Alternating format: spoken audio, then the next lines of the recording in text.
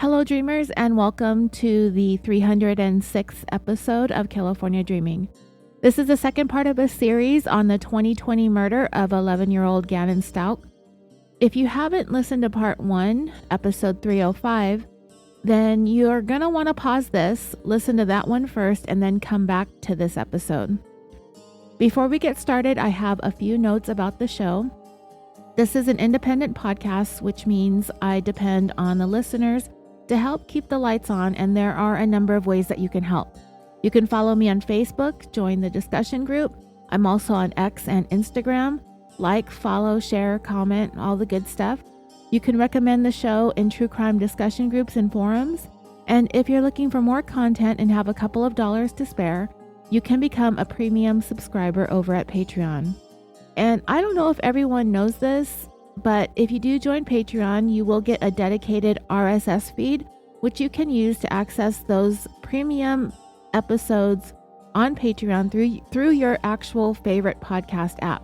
And if you're not interested in a subscription, but you would still like to support the show, you can do so through PayPal using my email, californiapod@gmail.com.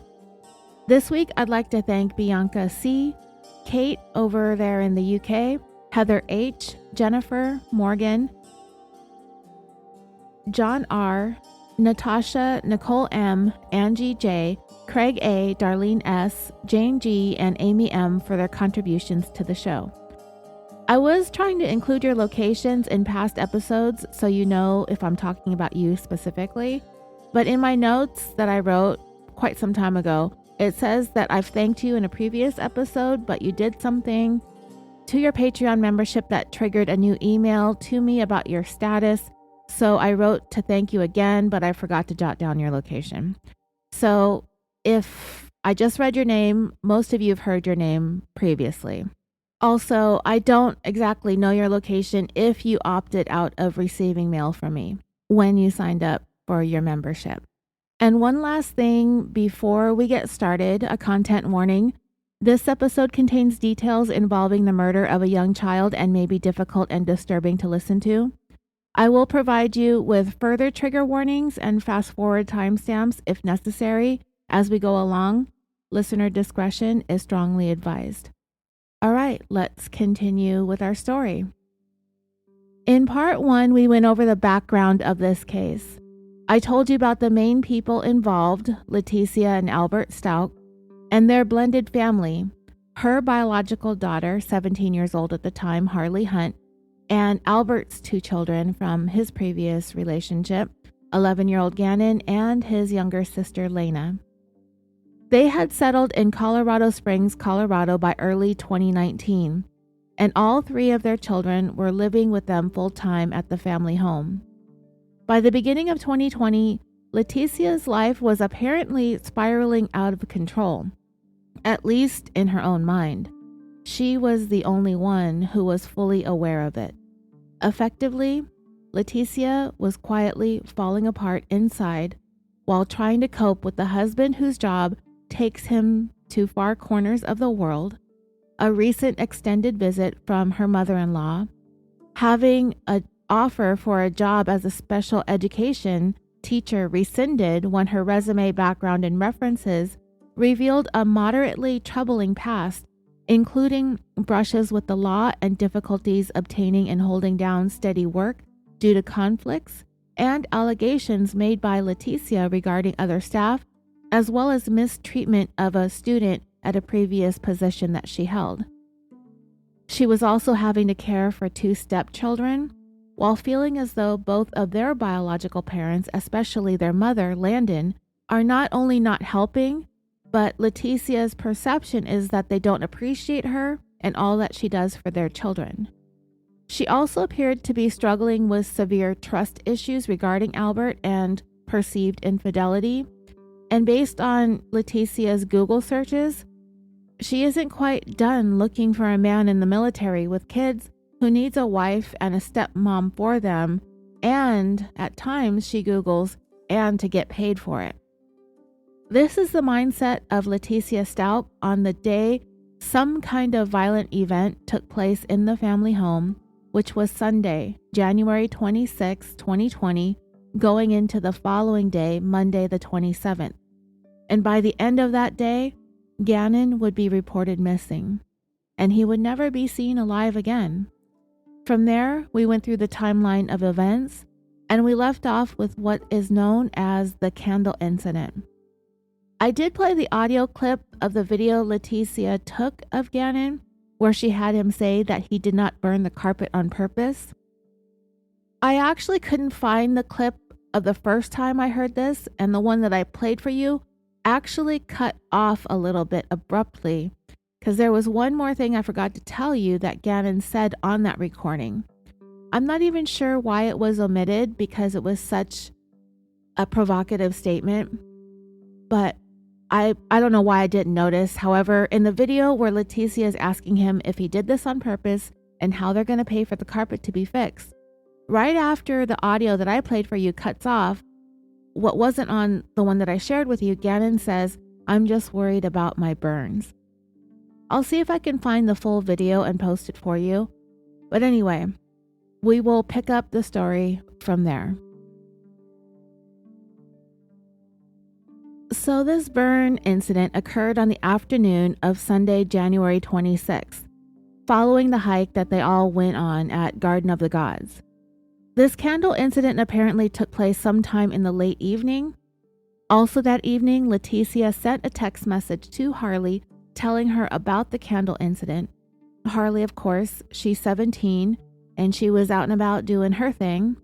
But eventually she arrived home from work around 10:45 that night, and she reported that she saw Gannon asleep in his room, which I believe is downstairs. Letecia, Harley, and Lena went upstairs where they all went to sleep. However, I do not believe Letecia got all that much sleep that night, if any at all. Just after midnight, so now it's January 27th, 2020, it's Monday.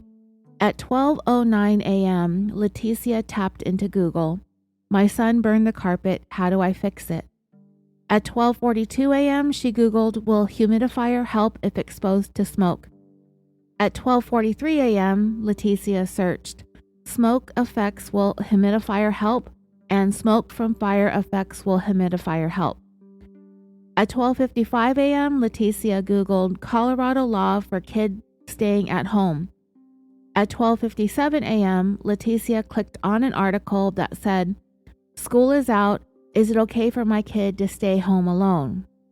At 1:01 a.m., she searched, "Son is sick, but I have to work." At 1:03 a.m., she searched, "Son sick, can he stay home?" Based on those searches, it sounds like she's trying to figure out what she's going to do next, not just with herself, but with Gannon. At 12:38 a.m., Letecia sent a text to Albert telling him that Gannon wasn't feeling well. So it sounds like, an hour and a half later, she's decided what she's going to do. At 3 a.m., Letecia texted the assistant principal at the school to tell her that her stepfather died and she won't make it into work. She said that he got into a car accident. It kind of confuses me because I was under the impression that the school district was not going to hire her, but maybe Letecia didn't yet get the news. Or perhaps she isn't clear just yet about her job status. Maybe she wanted to play it off like she was leaving the job, not the other way around, that they're not hiring her. And the story she texted about her stepdad dying in a car accident, that was a lie. And he did die in a car accident, but I believe it happened sometime in the past. It wasn't recent. Letecia called or texted Albert again early that morning to tell him about the candle and about Gannon being sick. At 4:40 a.m., Letecia searched suede repair kit for sofa. Later on that morning, before school was scheduled to start for Gannon, Letecia called his school to tell them that he wouldn't be coming in, that he was going to stay home sick. At 7:20 a.m., Harley woke up. She looked around the house for her mom but couldn't find her, so she texted her and asked her if she was at the house. At 8:18 a.m., Letecia texted a picture to Albert of Gannon asleep. Harley left for work around 8 a.m. She clocked in at Massage Envy at 8:30. At 9 a.m., Letecia took a picture of Sadie, one of their bulldogs. At 9:27 a.m., Letecia sent a screenshot of her conversation with Albert to Harley regarding Gannon's supposed requests for bath salts. Then at 9:56 a.m., Letecia locked her phone and left it at home. And I guess it's worth mentioning that there really is no point in doing that anymore because it's been looking suspicious for a while now. Leaving your phone off or at home when you leave to do murder looks just as suspicious as bringing your phone with you. And I've recently been binging trial footage from the Robert Tellis murder case from right here out of Las Vegas, Nevada. This case made its way through the system pretty quickly because Robert Tellis wanted it that way. Robert Tellis is the former Clark County politician who was accused, tried, and convicted of killing a Las Vegas Review-Journal. I told all of you in Facebook that I had brought Ricky with me from California, and he's just a lot extra. I usually take their collars off, but every once in a while he gets up and he shakes off while I'm recording, so sorry about that. I guess I'm just feeling lazy to go back and edit it out, but not lazy enough to sit here and to tell you about it. Anyway, Robert Tellis was convicted of killing a Las Vegas Review journalist. The Las Vegas Review is a local newspaper. A journalist for the paper named Jeff German. His name is spelled like German, German, but it's pronounced German. This journalist had been writing a series of articles about Tellis regarding two major issues. One was Tellis was accused of fostering a toxic and hostile work environment.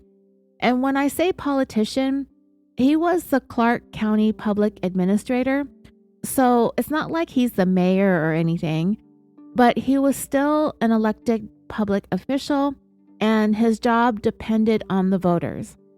The other issue was he was having an affair with one of his staff members. The articles Jeff put out in the spring and summer of 2022 were very damaging to Tellis's public image and damaging to his private life as well. It would also impact his professional life because he would end up losing in the primary election that year. So Tellis was on his way out of a job that was very, very important to him. He did not take the loss well at all, and he was so angry about it, and he blamed the loss on Jeff German. So for pretty much the entire month of August of 2022, Robert Tellis set in motion a fairly elaborate plan to assassinate Jeff. And a part of that elaborate plan included shutting off the location services on his phone for the entire month of August. When this went to trial last year in 2024, the cell phone expert said that going back 13 years in analyzing Tellis's cell phone, there was never a single day that went by where the location services on Robert Tellis's phone were ever turned off until the month of August of 2022. Suddenly, his location services were turned off and stayed off for the majority of the month. And then he went on to do the killing on the morning of September 7th, 2022. He left his phone at home, and his phone sat at his house for 5 hours that morning. And it was during this time his phone was at his house, probably with the location services now turned back on because Tellis was off to do the killing. Tellis's wife ended up sending a very damning text message to him. It said, "Where are you?" And, of course, Tellis couldn't answer because he was busy murdering. And while getting that text was the least of the circumstantial evidence against him, it was incredibly damaging to his alibi. So yeah, if you're gonna go murder, don't bother leaving your phone at home. It's not gonna help your alibi. And well, better yet, just don't go do murder. So anyway, back to Letecia here. After locking her phone at 9:56 that Monday morning, January 27th, 2020, Letecia and Gannon left their home at 10:12 a.m. to run some errands, according to Letecia. And she used Albert's Nissan Frontier pickup truck instead of her own Volkswagen Tiguan. Leaving this departure from the Stauch home at 10:12 a.m., the reason why that timestamp is so specific is because their departure was captured on a neighbor's surveillance camera. And I don't want to give away too much of the story and get too far ahead of myself, but I will tell you that the images of Gannon getting into his father's Nissan Frontier are the last images ever seen of Gannon alive. At 10:27 a.m., Harley received a text message from Gannon's phone, but not necessarily from Gannon himself, that told her if she needed Letecia to contact her on his phone because she left hers at home. Letecia drove to a Petco that was about a half hour away, and it is not even the closest Petco to where she lived at the time. And she went inside without Gannon and made a purchase. In one of her interrogations, in the telling of the story, she in passing mentions that she got some clothing for the dogs. So either some sweaters or t-shirts or jackets. Maybe it was cold. It was January in Colorado. So the dogs, I put sweaters on my dogs too. So I get it. However, when I'm in the middle of carrying out a first-degree murder, I'm not really sure why stopping to get clothing for the puppies was important, other than possibly trying to establish an alibi for herself that morning. And she goes to this Petco twice. But anyway, like I said, I don't want to get too far ahead of myself here. I just don't want to forget to tell you some of these details. When she made that purchase at the Petco, this was about 11:22 a.m. A little more than an hour and a half later, at 12:06 p.m., Gannon's phone received a text message from Albert that is left unread. Almost 2 hours later after that, at 1:20 p.m., Harley received a text message from Gannon that says he misses her. Harley texted back. A minute later, at 1:21 p.m., Albert's message to Gannon was finally read. The message back from Gannon's phone asked Albert if he could play with his Nintendo Switch. He wanted to play Zelda, which at the time Gannon was apparently grounded from using his Nintendo Switch, and Albert says no. Another minute after that, at 1:22 p.m., Letecia came back to the same Petco that she was at a couple hours earlier, and at this point, I don't know why she came back or what she did. Maybe she went to return this stuff. I, don't want to speculate too much, but I feel like she was doing something really super nefarious in those 2 hours between these two Petco trips. But I had yet to go over the probable cause DNA as I wrote this, and I'm still only partway through it as I'm recording this. Maybe we'll get some more insight than I found in this timeline from the affidavit, which we'll probably go over extensively in the third and probably final part of this series on Gannon. So about 20 minutes after the second Petco trip at 1:43 p.m., a Google search was made on Gannon's phone that said, "Can my parents find my cell phone if it's off?" Letecia returned home about an hour later at 2:22 p.m.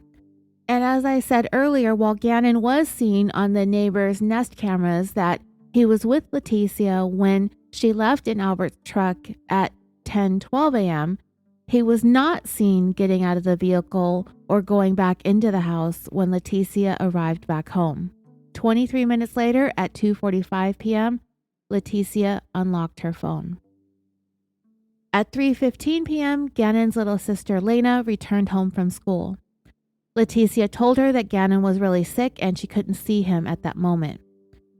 She instructed Lena to go outside and play.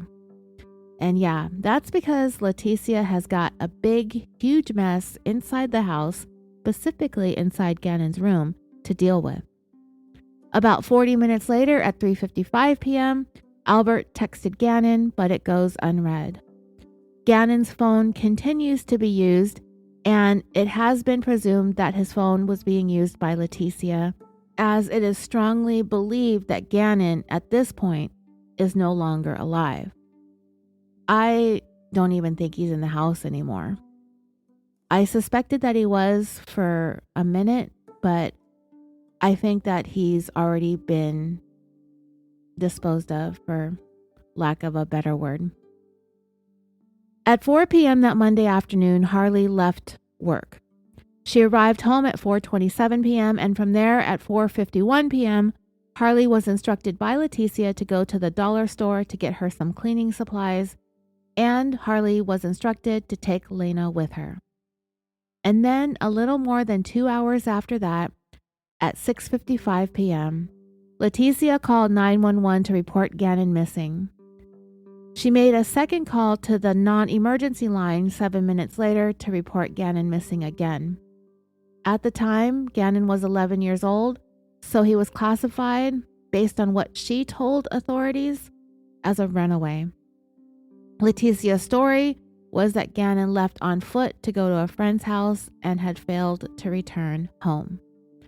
I'm so sorry that 911 call was such bad audio quality in the last episode. That's the only one that I had, and I believe that was taken from the audio or from the videos of the actual trial, and that was as good as it gets. So if that's what they're playing at trial, then that's what we get here on the show. And this is when the weeks-long search for Gannon Stauch began. Around 7 p.m. that Monday night, still January 27th, Harley got into her personal car, which is a Volkswagen Jetta, to look for Gannon. Letecia was staying in communication with Albert throughout the evening regarding this situation with his son. 2 hours later, going past 9 p.m., Harley was still out looking for Gannon. Detectives arrived at the Stauch home about 4 hours after Letecia made her initial call.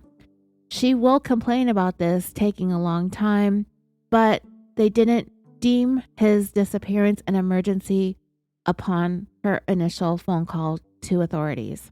Investigators conducted a walkthrough, but not a very thorough one. It was just sort of a very quick, cursory once-over. And if you've seen the body cam footage of this walkthrough, there comes a point where Letecia herself is captured on body cam getting between one of the officers with the cam that's on and a door that leads to the basement that was ajar.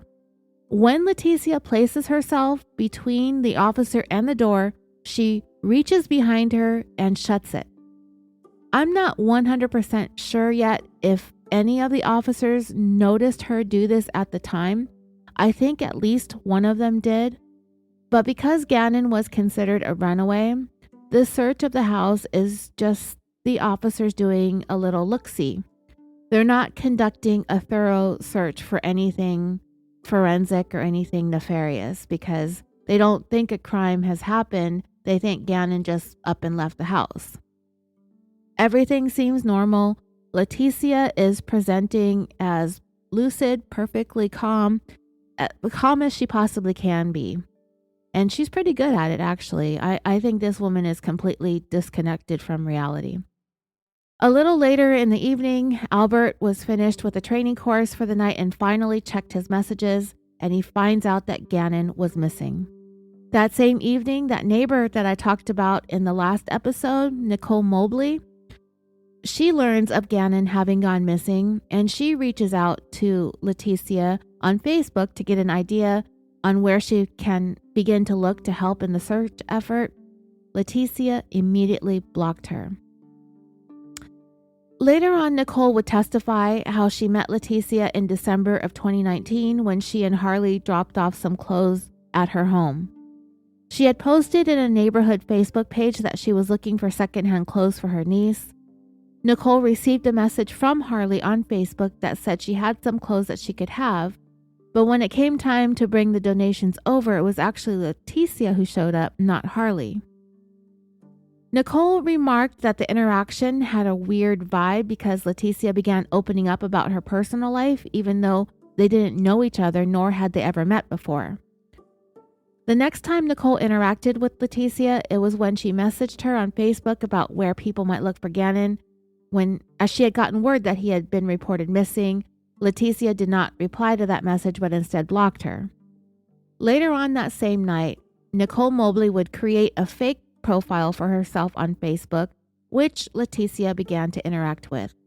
So we can see Letecia already attempting to obstruct the search for Gannon right from the jump. Her behavior is weird from the very beginning of this very, very sad and convoluted story. So now we're going to get into Tuesday, January 28th, 2020. That morning, Gannon would have been missing for going on about 12 hours. Letecia began another set of Google searches starting at 4:15 a.m. She searched, "What is the process for our runaway child?" At 4:16, she searched police steps for our runaway. Again at 4:16, she searched police steps for our missing child, and then at 4:36 a.m., she Googled today's flights from Oklahoma City to Colorado Springs, but she used the abbreviations for those locations as they would be used in the airport. At 6:21 a.m., Letecia texted Harley and instructed her to not open the door for anyone. As the sun rose over this cold Colorado morning, the word that Gannon being missing was spreading through the community. Awareness has been raised and people are checking their security cameras for anything that might give investigators an idea of what direction to head to next. At 8:13 a.m., Letecia leaves the family home. About 17 minutes later, at 8:30 a.m., Letecia's Volkswagen Tiguan was parked at the airport. She next goes and rents a Kia Rio.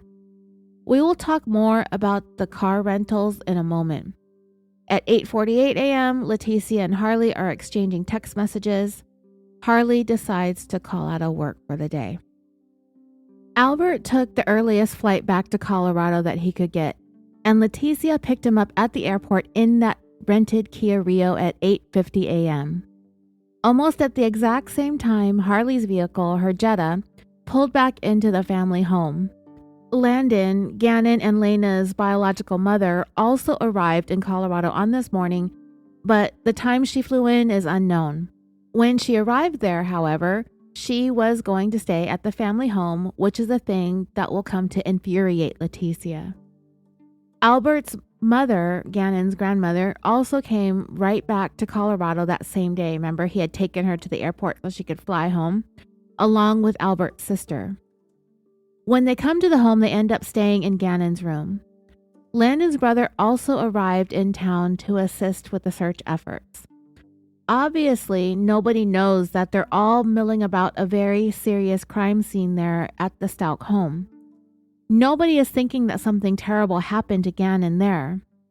Letecia will bring this up later on during one of her interrogations with the FBI. How are people allowed to stay in the home while she was ordered to stay away? But I don't think that the reality had sunken in yet with Letecia. She's still scrambling to appear and behave as normally as she possibly can. But what she's doing while she's playing musical cars and disappearing and reappearing the way that she had been since they all got back from the Garden of the Gods is she's working on covering up what she did to Gannon, and ultimately with Gannon. At 12:57 p.m., Letecia Googled, "Can Nintendo find my Switch?" At about 1 p.m. on that Tuesday, still January 28th, Letecia and Albert met with the El Paso County investigators at a local Starbucks, where they were interviewed for about an hour. They explained the events of the past 24 hours, how Gannon began experiencing stomach issues Sunday evening going into Monday morning, that he stayed home from school that day. Letecia provided them with the candle incident story and explained how upset he had been about that. They also mentioned how he brought up bath salts, though later it would come to be believed that it was Letecia who was sending those text messages to Albert from Gannon's phone.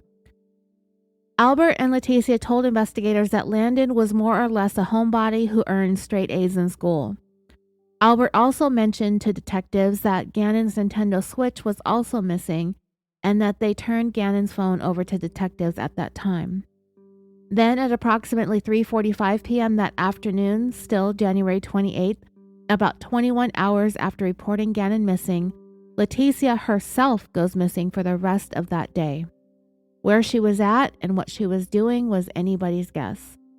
At 4 p.m., investigators asked for Gannon's toothbrush to be turned over. Also at 4 p.m., Letecia sent another text message to Harley telling her again to not open the door for anyone. But since everyone is staying there, Albert, his ex-wife, his mom, his sister, his brother-in-law, his daughter, and Harley, the only one there on Letecia's side of the family, I don't think she's going to have much say in what happens if anybody does come to the door. At this point, Harley is Letecia's only ally, and Harley has no idea. At 4:18 p.m., Letecia searched CarNet Volkswagen. What I think she's looking for is the cargo net for the back of her Tiguan SUV. I'm fairly certain that's either missing or damaged, and that event with Gannon has something to do with what happened to her cargo net. A minute later at 4:19, Letecia Googled, "They're asking for our son's toothbrush, but said nothing was wrong." At 4:30 that afternoon, almost an entire day since Letecia reported Gannon missing, Albert showed up at the El Paso County Sheriff's Office for further interviews with investigators working on his son's case. Letecia was still nowhere to be found. And if I were Albert and Landon, I would start getting very, very concerned about Letecia and what she's been up to. At 4:31 p.m., Letecia sent a series of text messages to Albert. She says, "Something isn't right. I think they're hiding something."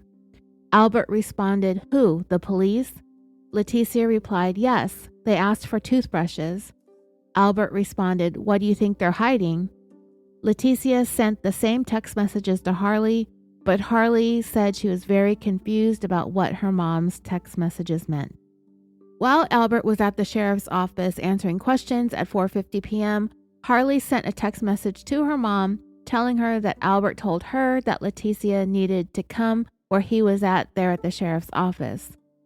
From there, for about the next 40 minutes, Harley and Letecia text back and forth about where she needed to go, what is happening in the family home, etc., etc. Harley is also asked by Letecia what Albert is saying to her about the whole situation. So Letecia is trying to get information from Harley. It's like a little spy just automatically implanted for her so she can gather up intel, but not having to show up or show her face. Her location, of course, is still unknown. At 5:45 p.m., investigators call Letecia and ask her for Gannon's toothbrush so they can develop a DNA profile for him. This is another thing that will really get under Letecia's skin, and she will bring it up in some of the recorded phone calls that she will have with Albert in the coming weeks. At 6 p.m., Letecia called investigators back, but this phone call is not recorded. They talk about the family and what life is like at the family home. Letecia told investigators that she was unable to come in at that time for an in-person interview because she was having stomach issues that were causing her to have to frequently use public restrooms. Between 6:12 and 6:30 p.m., Letecia texted her daughter and asked about what was happening at the house. Around the same time, Albert returned home from his interview with investigators. The media is at their house and he speaks to them briefly outside and answers a few questions. At this time, it was still not known where Letecia was at. And no, Letecia being missing does not go unnoticed by any means. After Albert arrived back home and after speaking with reporters, he went inside the house and he and his family began to ruminate about Letecia's absence. So they decide to let investigators know about their concerns regarding her whereabouts. Albert and his family drive over to French Elementary School where Letecia had been expecting to be hired in order to look for her Tiguan. When Letecia picked Albert up from the airport in the rented Kia Rio, she told him her Tiguan was parked at the school. She explained that the reason why she rented a car was because she assumed that they would be doing an excessive amount of driving while searching for Gannon, and she didn't want to put all those miles on her Tiguan since it was a lease. When they got to the school, they discovered that Letecia's car is not there. At the time, Albert was unaware that Letecia was not offered the job at the school. After he finds Letecia's car isn't where she said it was, he went back into the sheriff's office for further interviewing. At some point that evening, around the time Albert was looking for the Tiguan and going in for more questioning, Letecia parked the rented Kia at the airport, but she kept the keys. She picked up her Tiguan at 7 p.m. At 7:03 p.m., and it is still Tuesday, January 28th, Letecia finally called one of the detectives working on Gannon's case, Detective Bethel, and she expresses her anger about Harley being left alone at the family home with the male investigators and detectives who were actually only there to drop Lena back off at home with Harley. Just 18 minutes later, detectives arrived at the Stauch home. They wanted to speak to Harley. She sent a text message to her mom asking her what she should do. 16 minutes later, at 7:37 p.m., investigators checked the parking lot at Mesa Ridge High School to look for Letecia's Tiguan. Later on that evening, they searched the airport parking lots, but they do not locate her car. At 8:15 p.m., Albert sent a text message to Letecia, but his message goes unread until 9:54 p.m. for almost 40 minutes. It was later discovered that Letecia's Tiguan was driving around from 8:30 p.m. until about 10:20 p.m. At 9:55 p.m., Harley and Letecia have a phone call. They talk about the detectives who were still there outside the house wanting to speak to Harley. Letecia instructs Harley to leave the house, leave and take Lena with her, and do not tell the investigators where she's going. 5 minutes later, at 10 p.m., more investigators arrived to take pictures inside the family home and to collect evidence. Harley, 17 years old at the time, was the oldest person at the home at the time. At 10:02 p.m., as Harley was attempting to leave the home with Lena, she was stopped by detectives and asked several questions. 3 minutes later, Letecia sent a text message to Harley asking her if anyone was asking where she was at. And it's like, yes, they want to know where you're at. Of course they want to know where you're at, like immediately. Duh. Shortly afterwards, more detectives arrive at the family home to take Lena and bring her to her parents. At 10:23 p.m., Letecia and Harley talk on the phone. Letecia instructed her daughter to meet up with her because she said that they were going to stay at a hotel that night. 3 minutes later, Harley's phone left the family home. At 10:45 p.m., Letecia began sending text messages to Detective Bethel to express some issues that she's having with the investigation and how she is getting the feeling that she's being set up, which is what her words were. During the same time, Harley was trying to get in touch with her mom, who hasn't been responding. And from what I've read, it appears as if Harley showed up at the hotel and was waiting for Letecia, who had not yet shown up herself. Harley continued to try to contact her mom until about 11:30 p.m. Finally, Letecia told Harley to pick her up from the hotel parking lot, which was near the Massage Envy that Harley worked at. Harley picked Letecia up and they returned to the family home. At 11:52 p.m., Letecia and Detective Bethel spoke on the phone. Bethel listens as Letecia expresses her ongoing discontent about the way Harley had been treated by investigators. And never mind what's going on with Gannon, right? Right. Letecia reiterates that she believes she's being set up. Here we are now going into the next day, and that would be Wednesday, January 29th, 2020. Letecia continued to text with Harley between 1:30 and 2 in the morning. It was sometime during this day that Letecia told Albert the first rendition of her story as to what happened with Gannon. She's had time now to come up with something that sort of makes some plausible kind of sense, right? Yeah, none of it does. The first story is that Letecia was assaulted by the man who took Gannon. While she was on the phone with Albert telling him the story, Albert had his mom and sister get themselves and their stuff out of Gannon's room. He told them to collect all the weapons in the home and he locked them in his truck. Also that morning, Letecia requested to speak to Detective Bethel in person. Letecia says that she has something that she needed to tell Bethel. They arranged to meet at the El Paso County Sheriff's Office at 10 a.m. that morning. Harley was scheduled to work that day. Harley and Letecia left together around 8 a.m. At 9 a.m., Letecia turned the keys to the Kia Rio in. Shortly thereafter, the car was seized by the sheriff's investigators and searched and processed. After that, Letecia and Harley drove together to Harley's place of work. Harley goes into work and Letecia picked up her Tiguan. During this time, investigators were still actively processing the family home, gathering evidence, and finding the things that Letecia was not able to get rid of. As stated earlier, Letecia had an appointment at 10 a.m. to meet with investigators at the El Paso County Sheriff's Office, but she failed to show up on time. At 11:30 a.m., Letecia arrived at a car wash with her Tiguan. She sent a message to Detective Bethel telling her that she's late because she's having to deal with death threats that her family had been receiving. At work, Harley's friend and co-worker, Janine Sanchez, would later report that on this day, which is January 29th, she noted that Harley was not her usual self, but eventually calmed down. At 12 p.m., Letecia finally arrived at the El Paso County Sheriff's Office for her interview. The interview that was conducted with Letecia at this time was audio and video recorded. And it was really this video that caught my attention and got me interested in this case to begin with.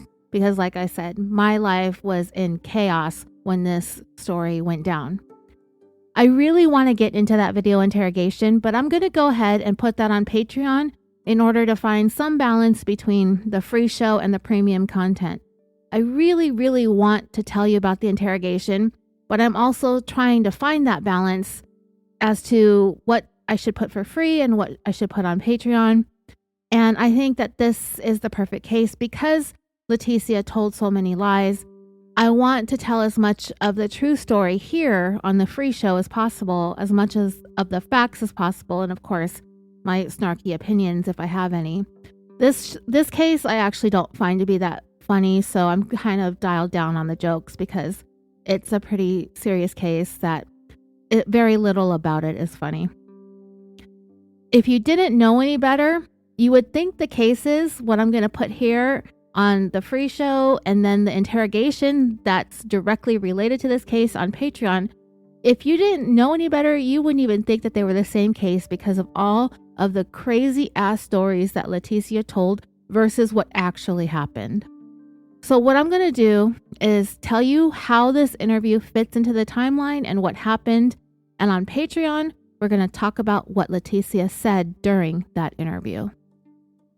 So Letecia showed up at the interview 2 hours late. The interview room is really colorful. It kind of has this southwesterny feel to it, kind of like Native American, something you would find like in New Mexico. I guess I don't even know what part of the country Colorado is considered to be. Is that also part of like the Southwest? Let me check that. Well, according to Google, Colorado is considered both Southwest and West. So yeah, I could definitely see this Southwestern inspiration in this interrogation room. It is super bright, as is the jacket that Letecia is wearing. Ooh, it's a lot going on in this room. So yeah, she showed up 2 hours late. Again, this is still January 29th, 2 days after Letecia reported Gannon missing, or as a runaway, however they took the report. Letecia told the investigators an entirely different version about what happened on January 27th, and she came in with notes written down on 1 or 2 pieces of paper. So what is happening here is she spent a good amount of time when she was missing herself. She spent time coming up with a story to excuse away all of her behaviors and everything that's happened. She wrote it all down just to make sure she didn't forget anything, but eventually she's going to set those notes aside and she won't be referring to them very much because she's going to tell her narrative and she's going to tell a story. She's going to emphasize things that are inconsequential, and she's going to start getting really super weird and vague around the things that happened to Gannon. The YouTube video of this interview is almost 4 hours long, and a lot of very interesting things happen aside from her just bringing in these notes. There's going to come a point in time where the detectives are going to try to seize a can of soda that she was drinking from, and they're going to seize her cell phone. It's really crazy how this all goes down. You have to watch this video if you haven't, but I will play the audio for you. I believe I'll be able to over on Patreon. But they don't actually have the warrant to do so just yet. And their actions, I mean, Letecia is going to accuse them of violating her rights, and it really seems like a violation because she's not under arrest, but they definitely block her from being able to leave the door, and they cannot do that. If you're in a situation where you're being questioned by police, but you're not being detained and you're not being under arrest, you have to always feel like you have a clear way to exit the room. If they're in a situation where they're blocking the door, they're standing in her way, or there's multiple officers in the room where it seems like Letecia would have no choice but to stay because she has no way out, they can't do that to her. But they definitely, I think they overstepped a little bit, but they're so desperate to not let this woman slip away again that I kind of understand why they did it, but they were really putting their case in jeopardy by behaving the way that they did towards her. They did take that can of soda away from her. They did stop her from leaving the room because they keep telling her, we have to escort you out. She keeps saying she wants to leave, but they're doing everything they can to stall her because what they're doing is that they're out in the parking lot and they're going to seize that Tiguan. That's what their goal is. She has it. She brought it. She took it to the car wash. It's there in their parking lot, and they desperately want to get their hands on that vehicle. There's going to come a point in time later on, late into the interrogation, that a male detective is going to come in, and he is literally going to seize her phone directly out of her hand without a warrant. But in the end, it did not have all that much impact on the case. But what is important to note is while they have Letecia there in the station, in that interview room, they are scrambling to get the warrants for that phone, for that Tiguan, and for Letecia's DNA. Eventually, this is all going to spiral into Letecia complaining about shortness of breath and chest pains. They had been trying to get her to go to the hospital because she claimed in her telling of the story to detectives and to Albert that she was sexually assaulted. So they want to do the sexual assault kit at the hospital. But, of course, because she was never assaulted, no such thing ever happened to Letecia, she's hesitant to go, and she insisted on getting a chance to freshen up before anybody is going to be poking around her body. Another notable thing you'll see in many of the videos that Letecia is featured in, whether she's talking to the media or in the interrogation room at the sheriff's office, or just video of her as she eventually will be showing up in court, her hair is very, very oily, and it's to a point like where it's so obviously oily that she hasn't washed it in days. And I have oily hair too. I really hate the way it feels, even just 24 hours without washing it. It just starts to feel so grimy. So what that tells me, at least this is all I've been able to infer, is that Letecia has not had a chance to stop and even take a shower in the past 2 days. She had been running around, dodging everybody in order to perpetrate a cover-up of what she's done. Her hair, Letecia's hair, looks very, very thick. It's dark, I think it's black. And when you see her on film, it's clearly not been washed for at least an entire day. And it is disgusting. After watching her and her hair and her oils, you feel like you need to take a shower. Anyway, during this interview, Letecia will keep insisting on taking herself in for the sexual assault examination. She's even saying that she's going to go home and take a shower, eat something, rest, and then she will go. And they tell her that is exactly what they don't want her to do because they need whatever evidence they can to get off her body. This eventually spirals into Letecia saying she has chest pains and shortness of breath. Paramedics are called and Letecia is transported to the hospital anyway, accompanied by the detectives, of course. And I think this is when they took the opportunity to finish up their warrants and to seize her Tiguan. Shortly thereafter, Harley got a phone call from her aunt that Letecia was taken to the hospital. She left work early with her co-worker Janine. Meanwhile, at the hospital, Letecia refused to take the sexual assault examination. She refused to complete any other tests that were being requested of her, and she proceeded to sign herself out and clandestinely slipped out of the hospital. Harley and Janine arrived a little while later to pick Letecia up from a Taco Bell located across the street. They took Letecia to the parking garage to retrieve her car, where she left it after arriving for the interrogation, but, like I said, it had already been seized by law enforcement. That same evening, Harley had made arrangements to stay with Janine at her house, so Letecia texted and asked if she could also stay there for the night. So both Letecia and Harley stayed at Janine's along with their 2 bulldogs. At some time, Letecia had come to the family home. The time she came is unknown, and she picked up the dogs. So this will take us into Thursday, January 30th, 2020, going on 4 days since Gannon was reported missing. At 4:30 in the morning, Letecia sent a text message from Harley's phone, presumably to her boss or her manager, and she stated that she was resigning from Massage Envy. Also, at some unknown time that morning, Letecia's mom, Deborah, and Brenda, and half-brother Dakota flew into Colorado to lend their support to Letecia. Aunt Brenda rented a Nissan Altima at the airport. Also on this day, law enforcement began to secretly surveil Letecia and Harley. They were watching as Harley was driving her Jetta with Letecia in the car. They went to the Marshalls, which, if you don't know, is a discount clothing store.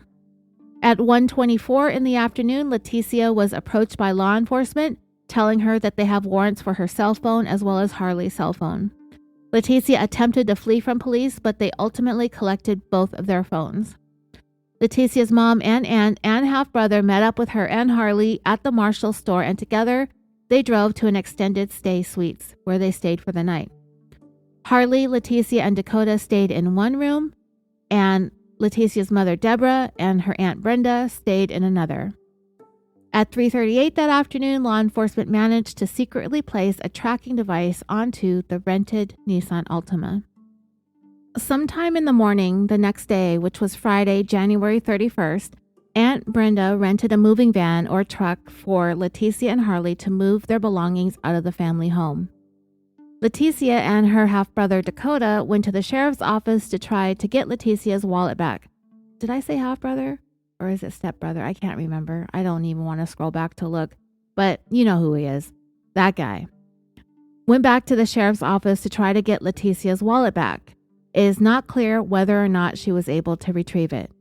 From there, Letecia and Harley began to move their belongings out of the family home. While doing so, they were being closely observed by law enforcement, and they make note of what the 2 of them were taking out of the home. At 12:10 p.m., Letecia filmed an interview with the local KKTV news station. This video is available on YouTube, but she does not show her face on camera. She's speaking, and all we could see is the back of her greasy head. After the reporter talked to Letecia for a few minutes about the drama that she's facing on social media, as well as mentioning what a sweet boy Gannon was, he asked her if she had any message for Gannon, and Letecia said, "Gannon, when you get here, you'll be able to truly tell what happened, and then I really hope I get a sincere apology from everyone who has made up all those things, especially from my husband." Later on, the reporter speaking to her will say that after they stopped filming that segment, Letecia wanted to redo her message to Gannon. So the reporter was like, okay, and then when they started filming again, Letecia began to cry, and through her tears, with the greasy backside of her head still facing the camera, she sobbed that she can't wait until he comes home and let everyone know that you're okay. The reporter noted that Letecia's entire demeanor shifted from perfectly normal, mostly talking about herself, of course, to crying over hoping that he's okay. It was like she became a completely different person. And to me, it's just like she noticed that she only talked about herself, and she better do that over and make it look like she gave a shit about Gannon. Also on this day, investigators conducted a search of Harley's Jetta. Letecia's half-brother, okay, I named him half-brother here, so clears up that confusion. I was right the first time. Half-brother Dakota was observed driving the moving van during this time. Law enforcement, who have constant eyes on Letecia and Harley, observed the two of them in the downtown Colorado Springs area at approximately 3 p.m., getting out of the rented Nissan Altima. They get back into the car and they are tracked to the hotel where they were staying. Remember, the Altima does have a tracking device on it. At approximately 3:30 p.m., Letecia tells Harley that she needs to go get dog food, and she takes the Nissan Altima to go and do this errand, supposedly. Letecia drove this Nissan Altima to the same area where her Tiguan was known to have been active in recent days. It is going to be in this location where they will eventually find evidence that Letecia had been there, and they will also find evidence that Gannon was there as well. I'm getting a little ahead of myself here, but the first places investigators begin to search for Gannon or Gannon's remains are places that they pinpointed using the GPS tracking system on Letecia's Tiguan and also, ultimately, this Nissan Altima. Evidence of foul play related to what happened to Gannon will be discovered in that precise location. Gannon won't be discovered just yet, just evidence from him was.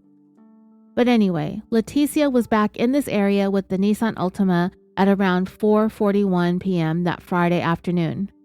Letecia got back to the hotel at approximately 6 p.m., so she took 2.5 hours to go pick up the dog food that she told Harley that they needed. Now we're getting into the weekend. It is Saturday, February 1st, 2020. And on this day, Albert turned his personal vehicle, the red Nissan Frontier, over to investigators for processing. Letecia's Tiguan is also processed for evidence. Letecia's half-brother, Dakota, helped her to obtain another rental van at 8:14 a.m., into which Letecia proceeded to load items into. Later on, Dakota will report that as he watched Letecia loading things up, he noticed that she was struggling with a very, very heavy suitcase. When he offered to help, she said that she could handle it, that it had a bunch of softball stuff in it. And remember, Letecia and Albert met playing softball. Also on this day, Letecia sent a text message from a different phone to Detective Bethel asking for her passport back. Dakota returned the first moving van to the place where they rented it from. Also on this day, the Nissan Altima was returned to the airport at 4:06 p.m. Letecia took and drove the second rented moving van. Next, Letecia went to a Walmart in Troy, which looks like it's a suburb or area, a neighborhood or so, located in the Colorado Springs area, and she purchased a new cell phone. Still on this day, Saturday, February 1st, 2020, the rental van Letecia is in drives from Colorado to Texas from noon until 10 p.m. The next day, Sunday, February 2nd, 2020, the van travels to Amarillo, Texas, and arrives there around 10 p.m. that evening. The van stays there until around 10 the next morning, taking us into Monday, February 3rd. The van travels through Texas and ends up at the Candlewood Suites in Decatur, Texas for the night. The timeline through Texas got a little bit blurry here, but it does seem like the van did leave Texas by the end of February 3rd. We are at this point 6 days in to Gannon's disappearance. Back in Colorado on February 3rd, that's Monday, a neighbor of the Stauchs named Roderick Drayton released footage taken by his home security cameras that show Letecia and Gannon leaving together on Monday, January 27th, which is the day Letecia called out of work due to a death in the family and called Gannon out of school for his alleged stomach issues.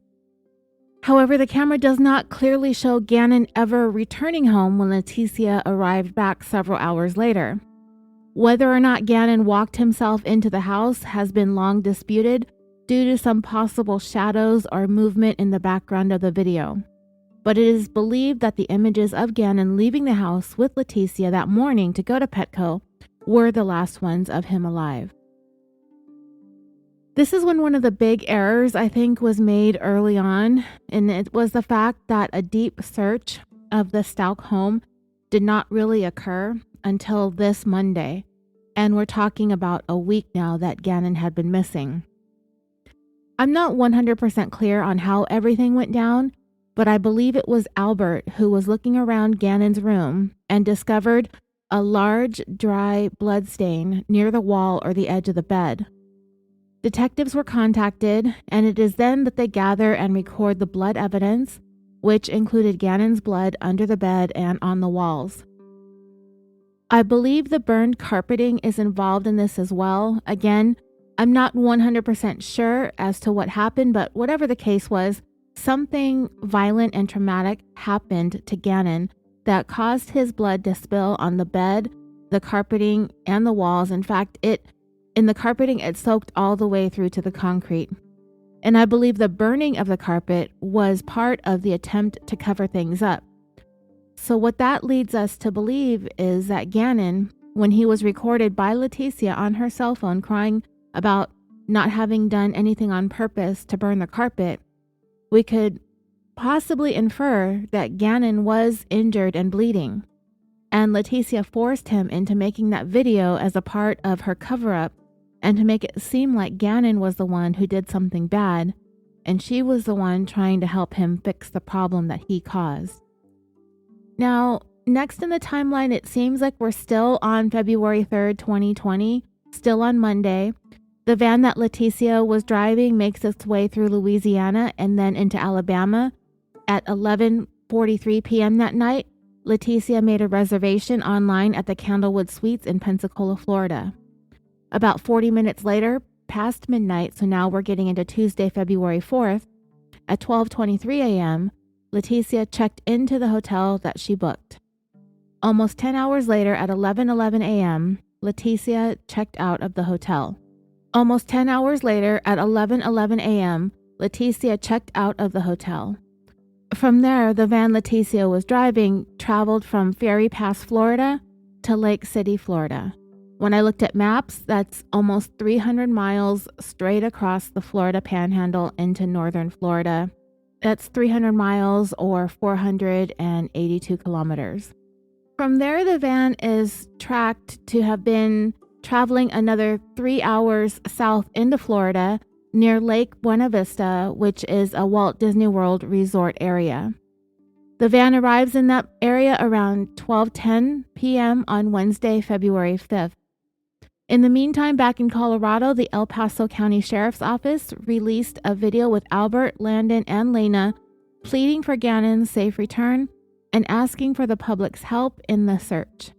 Back in Florida, the van Letecia was driving leaves Lake Buena Vista, Florida around 9 p.m.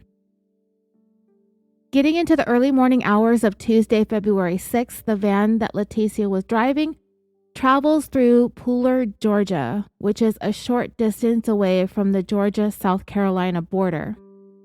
The van comes to a stop at a Days Inn in Forest Brook, South Carolina for a period of time. The van then travels through Conway, South Carolina to Myrtle Beach, where it stays parked. Back in Colorado, investigators were still working to process the Stauch home. Also in Colorado, into the next day, Friday, February 7th, 2020, the Stauch home is formally seized by law enforcement. Albert and Lena officially move out. The timeline skips ahead a few days to the significant events, but what I do know is during this time, Letecia's whereabouts are unknown to everybody. There are a series of phone calls that are going to begin occurring between herself and Albert, where she expresses her anger and frustration at the way that she's being treated. And from there, Letecia ends up just spewing out more stories about what happened to her and what happened to Gannon. But Letecia has made this all about herself because now she's become the victim because everybody's looking for her, attacking her, trying to set her up. And you'll hear her say several times, if you do listen to the audio recordings, yada, yada, yada. She says it so many times because she doesn't have the details, because the stories that she's telling are all made up. Yada, yada, yada that she uses a lot. It gets old, and she's clearly just trying to gloss over really important events in the timeline of her stories, but they're all lies, so yada, yada, yada. By this time, she starts throwing around a few names that you're going to hear about. A name, Eduardo, Eguardo, and Quincy Brown.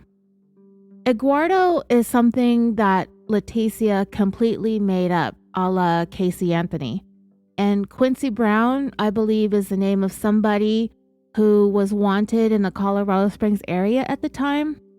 It also, kind of like Casey Anthony, when she pulled out the name Zenaida Fernandez, whatever that woman's name was, the nanny, the fictitious phantom nanny. Yeah, like they said she saw that name written down on some kind of application and she just used that. That's what happened here with, I think, Quincy Brown. She saw that name in the media, that he was some type of criminal, and yeah, she just pulled that out of her ass too. I actually don't know exactly what the nature of Quincy Brown's crimes are just yet. I didn't want to give this branch of the story too much attention because it's already convoluted as it is, but Eduardo and Quincy Brown are the names of two people that Letecia named in her efforts to get the suspicion off of herself. I may get more into it here in these episodes, or maybe even later on Patreon when she brings it up. I haven't quite gone over the entire probable cause affidavit, but they're going to be mentioned in there as well. But anyway, like I said, the timeline does skip ahead a few days. Getting on to Wednesday, February 12th, 2020, this will be 2 weeks and 2 days after Gannon was reported missing. The media in Colorado Springs reported to the public that law enforcement is searching a specific area for Gannon where they believe his remains were first dumped. Yeah, bear that in mind. Gannon doesn't get his remains dumped just once. They're dumped twice. Also on that day, the rental van that Letecia had been driving was returned to a rental location there in South Carolina. That same day, Letecia released a public statement to the Fox affiliate in Denver, refuting the neighbor's theory that Gannon did not return with her on January 27th on that surveillance video. She will suggest that there is some movement or shadows in the background that prove Gannon returned and was alive and well. To be honest, at this point, that is the least of Letecia's worries, but that's just the way she is. She spends this whole entire time running around, worrying about what's being said about her in the news and on social media. Letecia is trying to find allies on her side. She's mostly trying to get Albert on her side. She will spend time trying to bribe him with the true story of what happened so that she can get herself and Harley back into the house with him and Lena. Because now that Albert is with his ex-wife and she has to know that he's talking to investigators too, Letecia wants some assurance that Albert is going to stand by her and defend her. And at points, Albert tries to on some of the recorded calls that occur between the two of them. He's doing what he can and what he's being instructed to do in order to try and get as much information out of Letecia as possible. There was 1 hour-long phone call where you can hear Letecia screaming and crying for an immunity deal before she talks to anybody else about what happened to Gannon. But we all know that there is nothing that Albert can do that's going to help that along. However, at that point, this is, getting on to a couple of weeks since Gannon went missing, and Letecia is getting desperate. All the while, the Colorado Springs investigation is still progressing forward. At some unknown time during this day, still Wednesday, February 12th, Letecia, posing as her own daughter Harley, called into the evidence department at the El Paso County Sheriff's Office and attempted to reclaim items that were seized by law enforcement. She is told she will not be receiving her items back, as Gannon's disappearance was still an ongoing and open case at the time. Next, Thursday, February 13th, 2020. This is actually the day the series of recorded phone calls between Albert and Letecia begin. They're directed and recorded by law enforcement. The phone call on this day, Albert and Letecia talked about the candle incident, and she recites one of her versions of her stories to Albert. The next day, on Friday, February 14th, there are another series of phone calls that are recorded and being monitored and coached by law enforcement between Letecia and Albert, with the hopes of getting some kind of truth out of her about Gannon's location or what happened. Albert has no idea where Letecia is at. Letecia has kept her location a secret. The only person who appears to know where she is her daughter Harley. Letecia dragged her daughter with her on this cross-country odyssey, and yes, you know she had that suitcase in the back of that van too. The conversation between Letecia and Albert got heated. Albert was super frustrated with her as she repeatedly begged for immunity in order to talk. She'll tell you what you want to hear. She just wants an immunity deal. It is also in this call that Letecia gives another version of her story that involved Gannon falling off his bike and then he was abducted.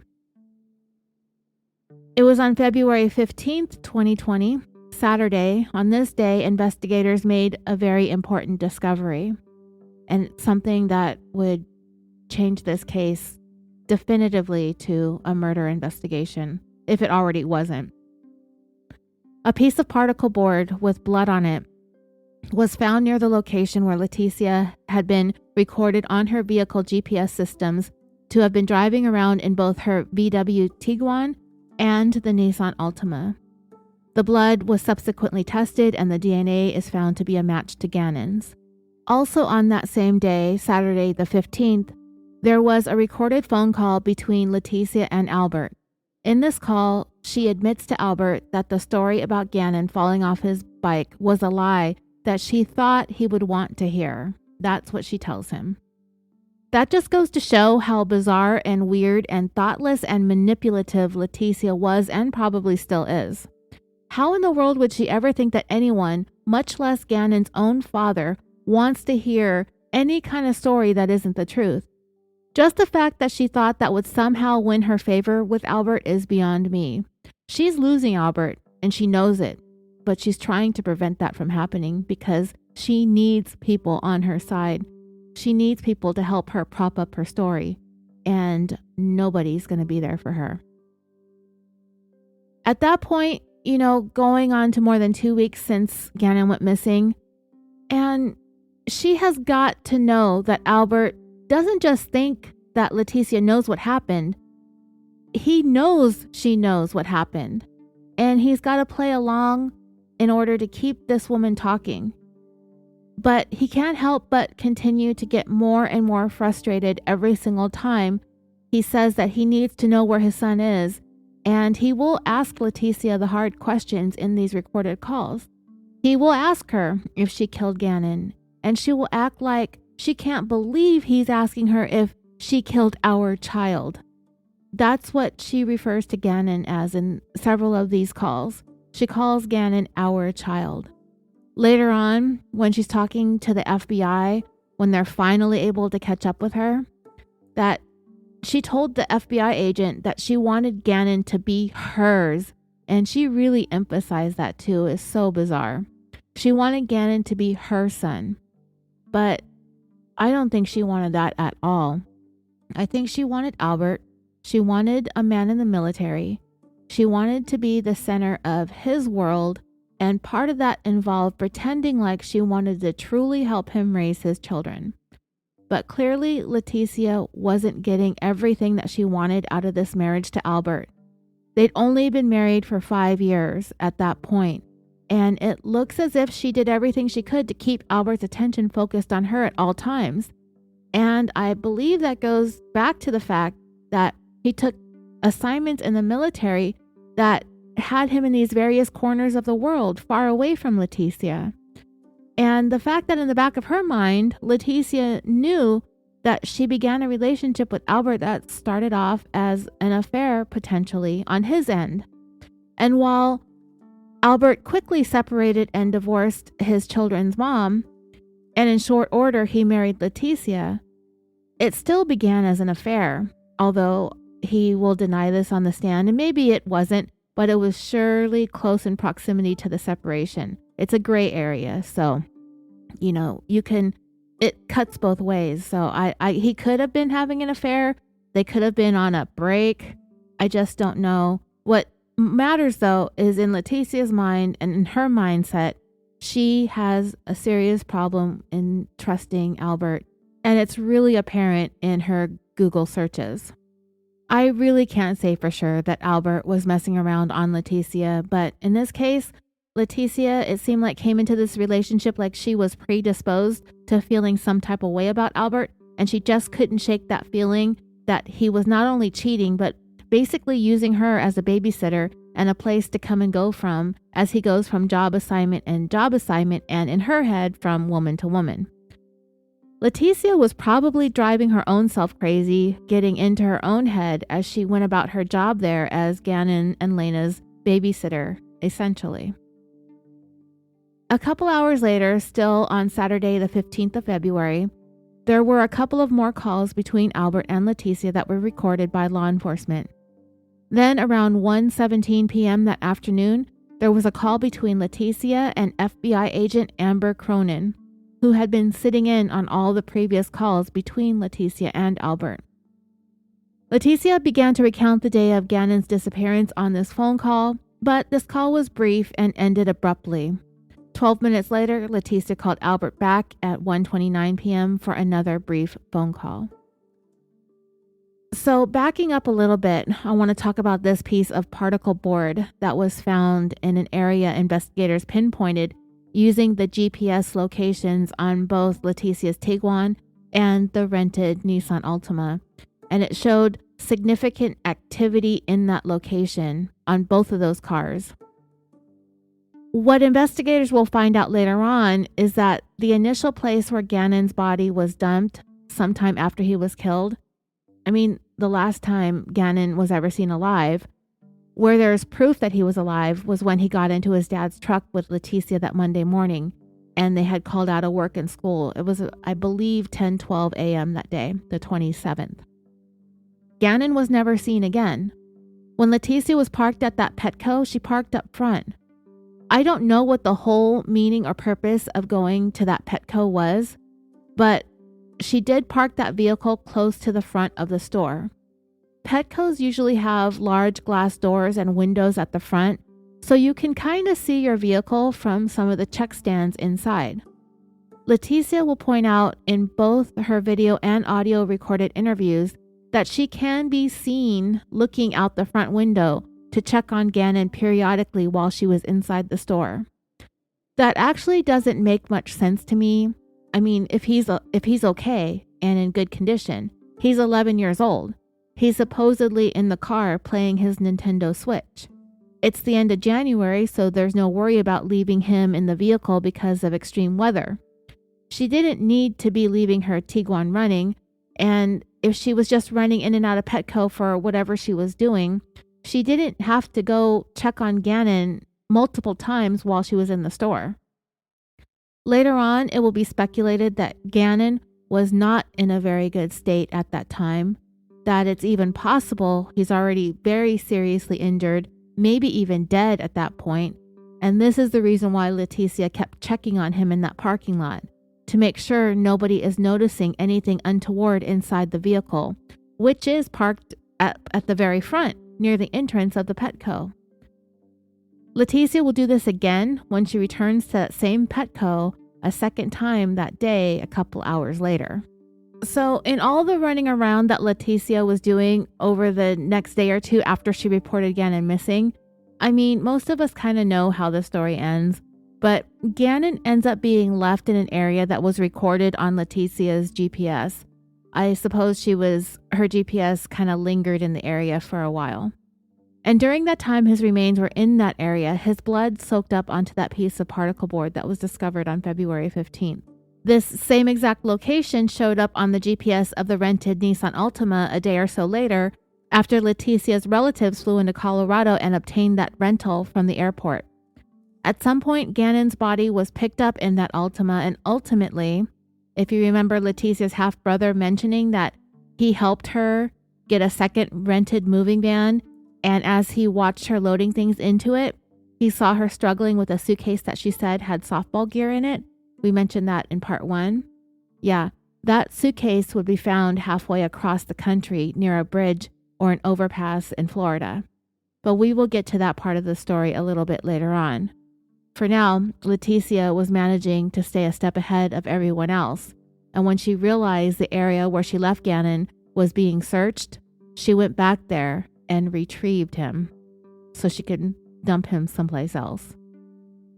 On Sunday, February 16th, 2020, Letecia, in talking to a friend of hers named Tila Cummings, she told this friend that she was giving Albert false stories because she thought these fake stories might be what Albert wanted to hear. There was also another 4-minute long recorded phone call between Albert and Letecia on that day. There was another call on that same day around 2:34 p.m., but by then journalists who had been working on chasing down some of the stories that Letecia had been telling, particularly the one about Quincy Brown being the one to have assaulted Letecia and kidnapped Gannon. So there was this one investigative journalist who managed to track down Quincy Brown, and even though it is believed Letecia came up with that somehow through the media or online, she came up with that name. He was some kind of known or wanted criminal in the Colorado Springs area. That investigative reporter managed to track Quincy Brown down and discovered he had been living in Mexico for the past 2 years. By the way, Googling Quincy Brown is not worth it. It's not that easy because it just so happens that Quincy Brown is also the name of a child of rapper Al B. Sure, whose real name is Albert Brown. Quincy Brown is the son of him and Kim Porter. Kim Porter, who is deceased, she is the one who wrote that tell-all book about P. Diddy. And it was released posthumously, so whatever secrets she had, she died before that book was published. I haven't read it. I'm not really all that interested in what's going on with P. Diddy. But Kim Porter began dating P. Diddy when her son, Quincy Brown, was about 3 years old, and P. Diddy ended up being somewhat of an informal stepfather to Quincy. So I tried looking for another Quincy Brown, but once the first page of results was just all of this stuff about Quincy Brown related to P. Diddy, I gave up. But at the end of the day, it's neither here nor there because the Quincy Brown story was a lie. Later on that same night, there was a call between Albert and Letecia that began around 11:49 and went into the next day. It was during this call that Letecia claimed to be 5 weeks pregnant. This, of course, was just another story likely to try to gain sympathy or favor with Albert. On Monday, February 17th, 2020, Letecia was reported to have told a friend of hers, maybe an acquaintance, possibly even that neighbor I mentioned earlier, Nicole Mobley, the one that she gave some clothes to and ended up blocking on Facebook the day that Gannon went missing. It was reported that Letecia told Nicole Mobley that she was going to fly to Colorado in order to take a lie detector test. It became clear that Letecia was no longer in Colorado by this time. Also on this day, Albert and Letecia have another brief recorded phone call. The next day, Letecia reached out to a website called fakepolygraph.com.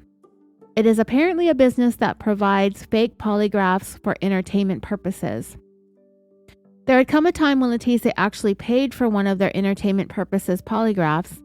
The reason why Letecia was calling them was to find out as to why she had not received the results of her polygraph, and if she was not going to get the results, she wanted her money back. FakePolygraph.com refused to provide Letecia with results or a refund because the questions that she requested to be asked on the polygraph and the answers that she asked to be provided hinted at some kind of illegal, nefarious activity. So I Googled fakepolygraph.com. I had never heard of such a service. And sure enough, it's a thing. I mean, it looks super unlegitimate, but is that even a word? It's not a word, huh? Let's just go with it. It looks unlegit. But I guess if you need a fake polygraph for some reason, such as proving to your spouse that you're not messing around with the nanny or something, there's a place to go. The website says, get a real and fully verifiable fake polygraph test certificate proving that you have taken a polygraph test. You choose the question, location, and results. We send you a fully verified report within 1 business hour. The fake polygraph report is emailed from a local company and a real polygraph company. If your partner calls the real company, the polygraph company's customer service team will confirm your test details. We have partnered with real polygraph companies in the following countries: UK, Ireland, USA, Australia, Canada, and New Zealand. The polygraph reports are 3 to 4 pages and are the exact same industry standard report. The polygraph report will be sent directly from the real polygraph company. The local company branding and contact details are printed on the polygraph exam report. How it works. You provide a list of questions, results, and the location and date of when the polygraph supposedly took place.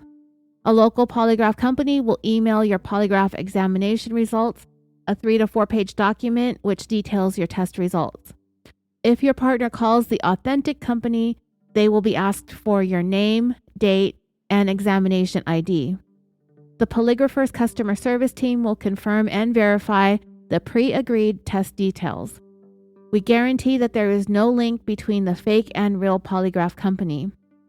Prove the truth for husband/wife problems, boyfriend/girlfriend problems, family and friend problems, issues on nights out, disagreements, novelty situations, infidelity issues.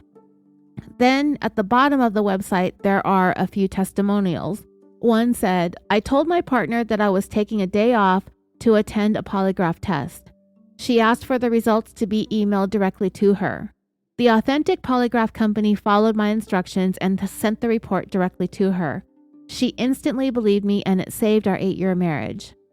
Another testimonial said, my employer accused me of breaking something in the store even though I was telling the truth and it wasn't me. They didn't believe me. I couldn't afford the $500 fee for an actual polygraph test, so I used this service.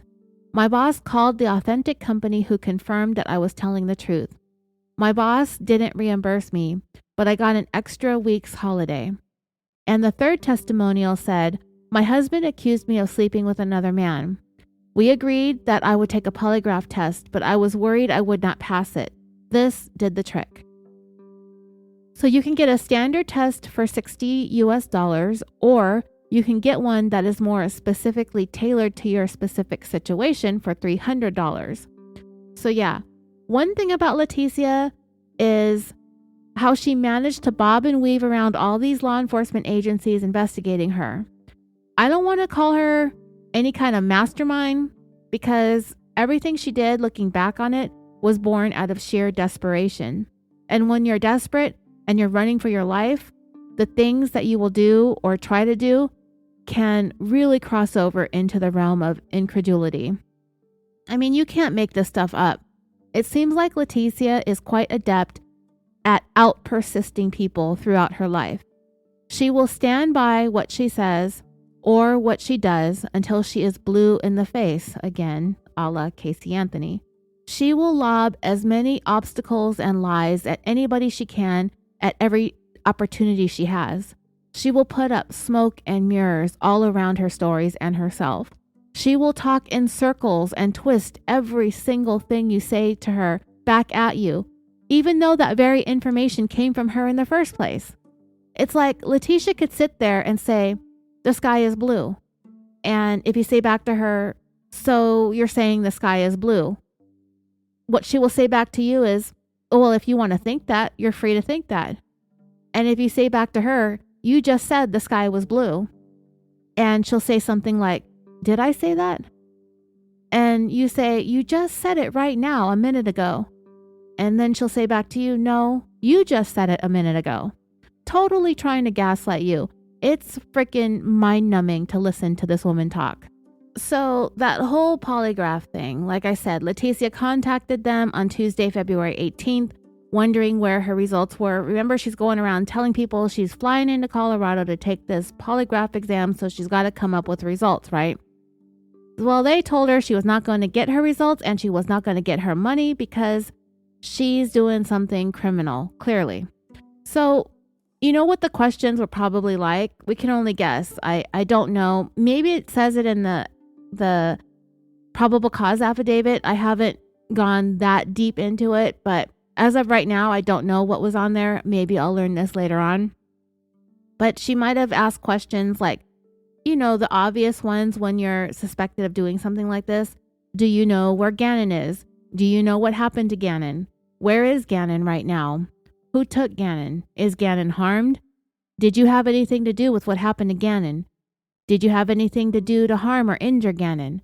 Are you hiding Gannon? And then Letecia probably provided answers, but whoever got Letecia's order quickly put it together that there was something more serious than a crazy night out or a suspected infidelity situation going on, so they took her money and ran. There may be more information about this, like I said, in the affidavit. So we're going to finish up this timeline, and the last part of this series, I think it's only going to be 3 parts. If the affidavit goes long, then it might be 4, but that'll be the whole entire story. After we finish up this timeline, part 3 is going to start with the affidavit. Letecia ended up telling crimeonline.com that she did fly to Colorado and she took that polygraph. The website worked to see if they could verify that information. I don't know what they found, and I don't know if they're the ones who discovered that she tried to take this fake one. So the day after Letecia's fake polygraph fail, she and her neighbor acquaintance, Nicole Mobley, and remember, I just refreshed about who she was. Well, she, on Wednesday, February 19th, and Letecia took their conversations off of that Facebook account that she created. Remember, she created a fake account because Letecia blocked her when she asked about helping to search for Gannon.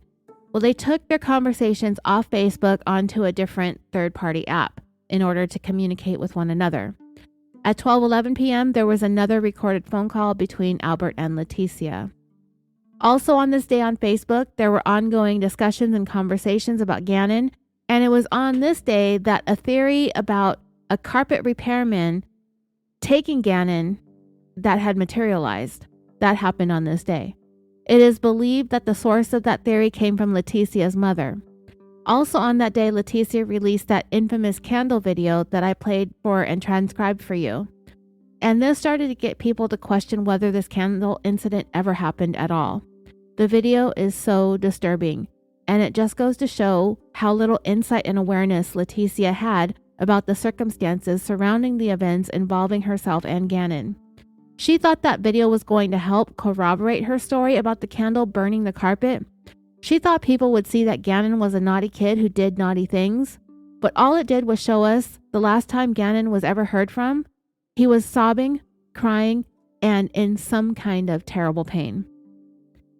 The next day, Thursday, February 20th, 2020, Albert found Gannon's Nintendo Switch and turned it over to law enforcement.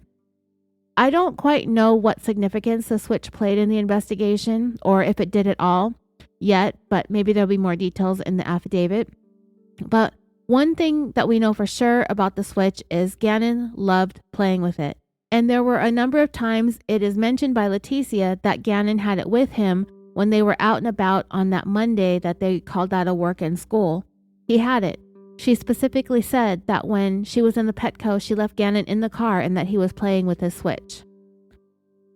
The day after that, on Friday, February 21st, 2020, investigators were still processing the Stauch home. Also on that afternoon at 1:44 p.m., there was another recorded phone call between Albert and Letecia. And by the time this call is made, the FBI had become aware that Letecia was in South Carolina. So now it's the 21st, so we're 6 days shy of a month of Gannon being missing. They've finally pinpointed her location as being someplace in South Carolina. During this phone call, Letecia added yet another story to the myriad of stories that she's told Albert thus far. I think ultimately the total number of stories that she would end up telling Albert was 5. In this latest version regarding Gannon's disappearance, Letecia said that there was a woman who appeared to be pregnant asking Letecia for help. But when she got into the truck with her and Gannon, Letecia came to find that this woman was associated with some sort of organized crime syndicate, and the belly that caused Letecia to think that she was pregnant turned out to be a large stash of cash disguised as a baby bump.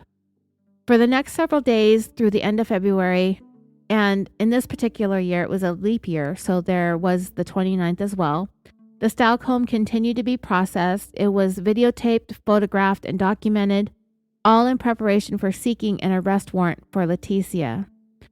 They don't have Gannon, but it was looking more and more that based on what was being found inside the home, that Gannon was no longer alive.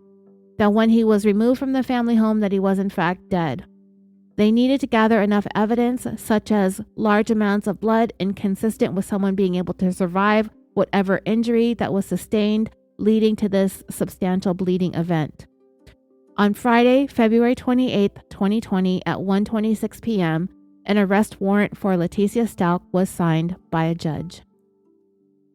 On Monday, March 2, 2020, Letecia dropped Harley off at a recruitment office for an interview she had scheduled that day. As Letecia drove away from this recruitment center, she was pulled over and arrested on the spot by local law enforcement officials there in Myrtle Beach, South Carolina, based on probable cause. The vehicle that Letecia was driving was also seized. It was also on this day that Letecia was interviewed by FBI agent John Grusing for almost 5 hours. This interview was voluntary. All of it was audio and video recorded. And I do have to say, I also want to mention that Letecia was officially under arrest at the time that second interrogation took place. And what I was going to say was, it is one of the most interesting interviews I've ever watched and or listened to. The audio and video is pretty decent in quality, and I do plan on uploading it for you along with a recap and discussion episode to follow up over on Patreon. That video right there, the one with FBI agent Grusing, is really worth listening to and watching. But even if you don't want to listen to it, I will certainly make an episode all about it for you. I actually can't wait to listen to it as I write this episode for you. It's going to take a good amount of my time, but it will be worth it. I promise. I don't know if she is just as terrible as Teresa Stone. She might be worse, but she's definitely just as entertaining, if not more so. And speaking of interrogation episodes, by the way, I got an email yesterday from someone anonymous who said that they hated my episodes with the interrogations, that I'm lazy to do real work and to tell the story in my own way, and basically that the podcast has become awful to listen to. I replied to the email thanking them for their insight, but I would like to say here live on the show that I do not give a shit what you think about the interrogation episodes. Nobody is holding a gun to your head to listen to any of this. If you don't like it, take your business elsewhere. I could care less. I do this for free, and if you think you can do better, start your own podcast. Let me know what it is, and I'll make sure to invade your email with my useless, unsolicited opinions. The next day, on Tuesday, March 3rd, 2020, Letecia appeared in court for about 6 minutes by way of closed-circuit television, where she waived her right to an extradition hearing and was subsequently extradited to Colorado. And it was during the trip to Colorado, and it seems as if they're doing this trip by car or transport van or whatever, Letecia tries again to wiggle her way out of trouble, and this time quite literally. Even though they've got Letecia in custody finally, she is still just as conniving and just as slippery and slimy as she was when she was on the run. And she really tries to pull a fast one with law enforcement officials who were escorting her back to Colorado. Letecia managed to somehow get out of her handcuffs, and she proceeded to attack one of the escorts, hitting her in the face with a full can of an energy drink. The group traveling together were forced to stop in Salina, Kansas, where the injured escort was taken into the hospital and her injuries were treated, while Letecia was booked into the county jail there in Kansas for about 12 hours before they resumed the trip the rest of the way back to El Paso County, Colorado. This attack was captured on video inside the transport vehicle. And you know, Letecia, dude, this woman, she just looks evil to me. And you get a real glimpse into what Gannon was likely to have seen when you see Letecia actually attack this escort inside this vehicle. It's really shocking. Letecia will stop at nothing to try and get away from being held accountable for what she's done. I'll see if I can find that video and post it up on the social medias once this episode comes out. On March 5th, Letecia was finally back in Colorado, safely in custody with El Paso County authorities. On that same day, Albert filed for divorce. All right, dreamers, the timeline isn't quite done yet, but this actually seems like a good place for us to transition smoothly in the next part into the probable cause affidavit. So I'll go ahead and end this here. It's already gotten a little bit longer than I wanted it to be. So that is all I have for today. The next part will be out probably in another week or so. I do need to do one more thing related to Seth Jackson on Patreon. So I'm going to knock that out first to make way for Letecia's interrogations and our discussions about that over there on Patreon. Okay, I want to thank you all so much for listening. I'm your host, Roseanne. And as always, until next time, take care, be safe, and sweet dreams.